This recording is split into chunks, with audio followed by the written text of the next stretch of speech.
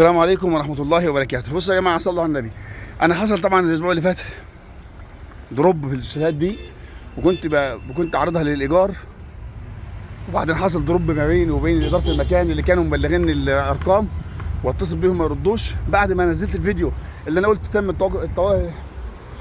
تم وقف التعامل معاهم، كلمني صاحب المكان نفسه وقال لي لا، اللي كلمك دول مش إدارة المكان، وأنا إدارة المكان، وبقول لك تعالى صوره بعد إذنك واشتغل فيه، والكلمة اللي تاخدها مني بعهد، والأسعار متغيرة يوم عن يوم. المكان أهو طبعا عند مسجد التنعيم في قلب البلد نفسها، أوضة وصالة ومطبخ وحمام. المطبخ أهو، ودولاب كده إيه فيه المواعين والحاجة إن شاء الله. أهي من الاخر كده هقولها لك كلمه قلتها في الفيديوهات اللي فاتت، ومش هطول في الفيديو ده. اللي بياخد هنا بياخد موقع بس. اسم الحاج ايه؟ حاج سيد معانا طول الصيف هنا؟ تطلع معانا ولا تحب تطلع؟ ازيك يا عم سيد؟ عامل ايه؟ يعني ان شاء الله لو بعت لك حد عم سيد موجود انت هتقابل الناس؟ عم سيد نور الدين. عم سيد حبيبي، هي حلو الشاليه، حلو الموقع اهو.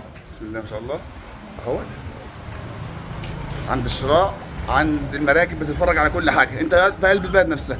السعر بيتغير من يوم ليوم، مش بتاعت الاداره. بتكلمني وتقول لي بكام النهارده، بقول لك ب 2 جنيه بربع جنيه، خلاص تم الاتفاق، بيتم الاتفاق والتواصل معاهم. هوريكم بس الاوضه اللي فيها ايه. الاوضه سريرين، هي اوضه وصاله ومطبخ وحمام. امين. بسم الله. عايزك كبير دقيقه واحده.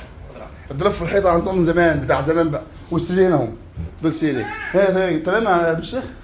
ماشي يا ابراهيم. تكييف اهو، وهي مكيفه، بس هي كلها كده. في بس نموذج واحد اوضتين، يبقى احنا كده معانا الشهاده دي. هشتغل فيها تاني عشان خاطر العملاء بتوعنا مصممين على المكان وعايزين المكان، فيلا بينا نبدا من جديد. بسم الله. شاليهات المحافظه، صباح الفل.